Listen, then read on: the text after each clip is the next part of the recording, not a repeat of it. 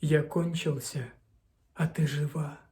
И ветер, жалуясь и плача, раскачивает лес и дачу, не каждую сосну отдельно, а полностью все дерева, со всею далью беспредельной, как парусников кузова на глади бухты корабельной. И это не из удальства или из ярости бесцельной, а чтоб в тоске найти слова тебе для песни колыбельной.